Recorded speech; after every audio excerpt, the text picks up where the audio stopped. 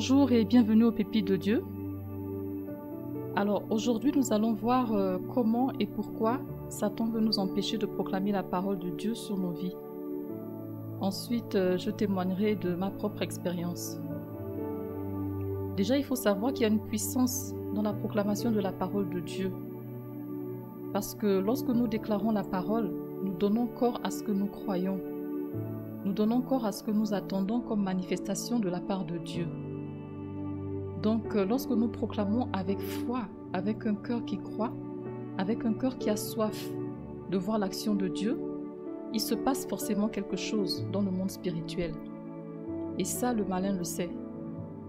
Et c'est la raison pour laquelle il veut faire croire à certains d'entre nous que nous n'avons pas besoin d'ouvrir la bouche, que nous n'avons pas besoin de parler pour nous adresser à Dieu. Nous pouvons le voir à travers les deux versets suivants. Dans le psaume 44, 21, je cite « Dieu ne le saurait-il pas, lui qui connaît les secrets du cœur ?»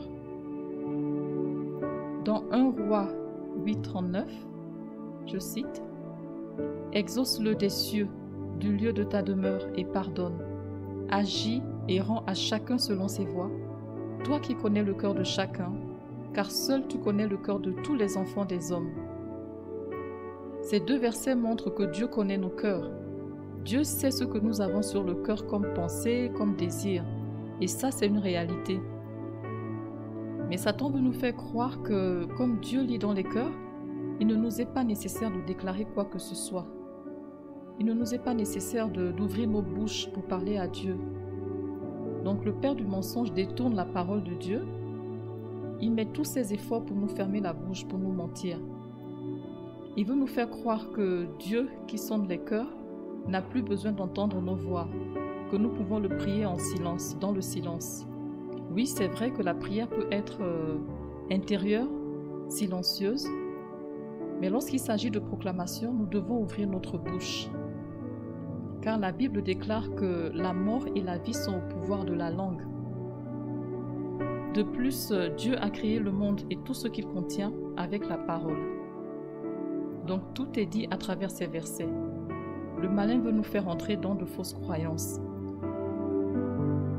Au contraire, nous voyons que la Bible nous dit que Dieu lui-même s'étonne que personne ne fasse des réclamations. Dans Ésaïe 42, 22, la Bible déclare « Et c'est un peuple pillé et dépouillé. On les a tous enchaînés dans des cavernes, plongés dans des cachots. Ils ont été mis au pillage et personne ne les délivre. Dépouillés et personne ne dit restitue. Dépouillés et personne ne dit restitue. » Donc nous voyons ici que Dieu se demande pourquoi, face à tous les agissements du malin, nous ne crions pas restitue. Dieu nous dit ici de crier stop au pillage, de crier restitue à Satan. Et le mot restitue ici que le prophète Ésaïe utilise signifie en même temps déclarer, appeler, réclamer, amener à la lumière. Donc il y a clairement ici la pensée que quelqu'un doit déclarer, quelqu'un doit crier, quelqu'un doit élever sa voix pour amener à la vie la promesse de Dieu. Déclarer en fait la parole, c'est tout un combat spirituel. Nous devons déclarer quelle que soit notre nature, que nous soyons introvertis, extravertis, nous devons déclarer, nous devons proclamer la parole de Dieu. Alors la proclamation de la parole est vraiment puissante et c'est la raison pour laquelle Satan veut nous empêcher de la déclarer.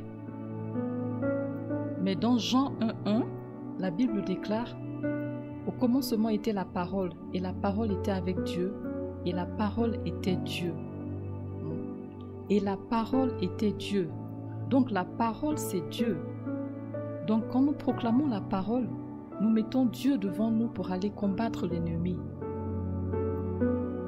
Et dans Matthieu 4, les versets 1 à 10, le Seigneur prend également cette parole-là comme épée de l'esprit pour combattre Satan. Parce que nous voyons que seul dans le désert, sans appui, Jésus était réduit, il avait réduit l'ennemi au silence. Et il l'a obligé à se retirer par la proclamation de la parole. Et il nous a ensuite laissé cette épée-là pour l'utiliser après lui contre ce même adversaire. Et la Bible nous montre avec plusieurs exemples dans lesquels les ennemis d'Israël étaient déjà vaincus, rien qu'au son des cris de guerre de déclaration. Nous le voyons notamment dans Exode 14, les versets 13 à 14. Donc, comme le déclare la parole, c'est de l'abondance du cœur que la bouche parle. Nous devons donc vraiment apprendre à déclarer, nous devons activer les promesses de Dieu sur nos vies. Il faut que les circonstances entendent nos proclamations. Il faut qu'elles entendent tout le son de ce que Dieu dit à travers nous. Et comme il est écrit dans la Bible, ce que notre bouche déclare est directement connecté à nos convictions profondes. Parce que Dieu nous demande de marcher par la foi et non par la vue. Alors, je peux témoigner ici que moi-même j'ai déjà expérimenté et j'expérimente encore d'ailleurs la puissance de la proclamation de la parole de Dieu. Parce que depuis que je l'ai intégré dans mes prières, j'ai commencé vraiment à voir les effets dans ma propre vie et celle de mes proches.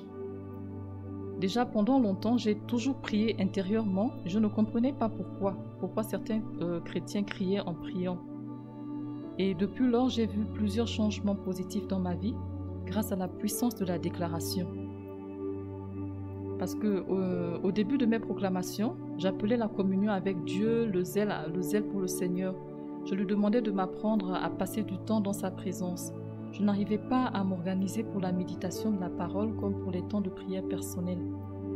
Et depuis que j'ai adopté les proclamations, je constate que le Seigneur est en train de rétablir notre relation de père et fille à travers des prédications, à travers des enseignements qu'il m'inspire à suivre par son esprit.